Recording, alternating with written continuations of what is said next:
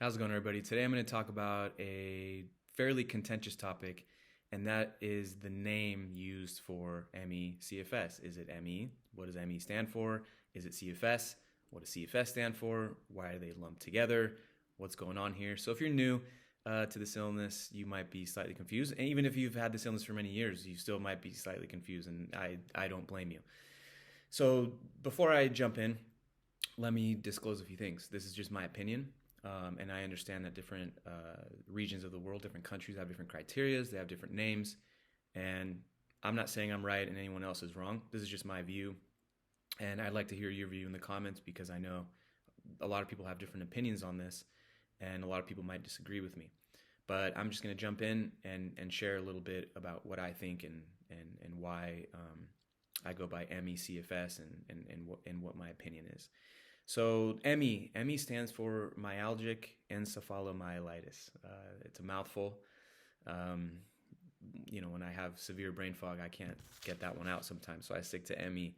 So what myalgic encephalomyelitis stands for is muscle pain, inflammation, disorder, or disease. That's essentially what it stands for. Um, and the other part, the CFS, is chronic fatigue syndrome. So a lot of times you'll see ME/CFS, like on this video or the videos that I do and many other videos you see online.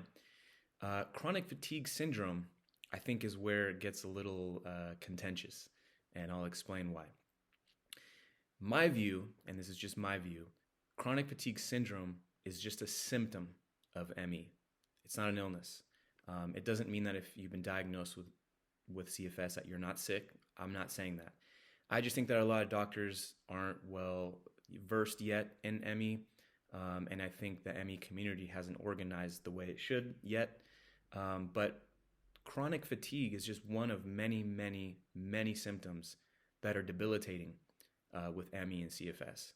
And I think a lot of people don't like the name chronic fatigue syndrome because it's a bit demeaning and it doesn't really do the name or the illness justice. One example I could think of, Alzheimer's disease. Very serious and deadly illness, debilitating illness. Imagine if it was called chronic forgetfulness. Doesn't really do the name, or it doesn't really do the illness justice to call it that. It is much more complex than that with severe symptoms, especially in the later stages. So fatigue is something that most people think they can just kind of fight through. Everyone has fatigue. Everyone is tired throughout the day. So when you say, oh, you have fatigue, don't we all have fatigue, right? So it elicits almost frustration from people that hear that you have chronic fatigue syndrome, right?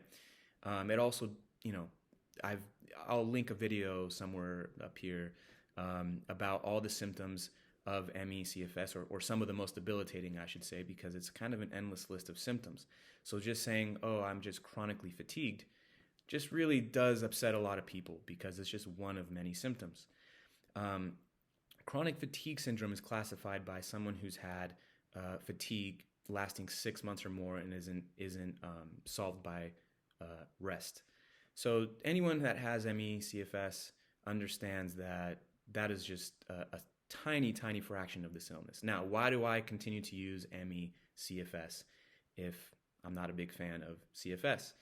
Well, that's because a lot of people are diagnosed with CFS and don't understand that they are related. And I'm not trying to exclude anyone who just got diagnosed and is looking for answers, has chronic fatigue syndrome, and they really have ME. And I'm not trying to exclude anyone. So that's why I use both. And that's kind of what's been used. And until it's definitive, I'm going to continue to use that because anyone who just got back from the doctor and they've been told they have chronic fatigue syndrome, I want them to be able to find things online, watch these videos, and if they could help them in any way, I want to help them.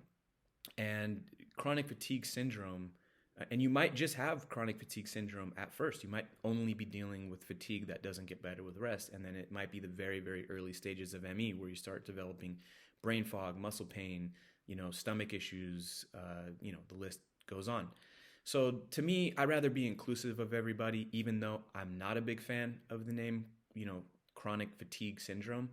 But more and more doctors and more people in the community, at least in where I live in the country where I'm from are moving towards ME, and not using chronic fatigue syndrome, especially if you do a little bit of research and look at how it's been used in a very demeaning way in decades past. From yuppie flu to chronic fatigue syndrome, it's always been a bit demeaning. So I think that as time goes by, more and more data has been coming out that it's a neurological issue. There's inflammation of the brain. There's inflammation throughout the body. And I think that, in my opinion, the CFS part will eventually get dropped and it'll just be ME. But until that happens, I'm happy to keep using it because, like I said, I just want people to find some resources online, be able to click on a video like this and just be able to have a little bit of information about what they're going through. When I first got sick, many years ago now, I've lost track. There was nothing online. I would Google, CFS, and there was nothing online. It was a very lonely and scary feeling to Google something that you're dealing with and just nothing shows up, like not one link. So to me, I don't want to exclude anybody. So whatever it's called, whatever your doctor called it, if you're going through anything similar to MECFS, I want you to be able to watch these videos, my videos or anyone else's videos or online, and hopefully gain something from it, gain some information, feel a little bit of comfort. So that's why I'm going to continue to use MECFS. So until next time, I just wanted to go over this topic. I wasn't looking forward to it because I know a lot of people get pretty worked up about it, but I felt like I had to put it out there. So until next time, I hope everyone's doing well, and Happy New Year. Take care.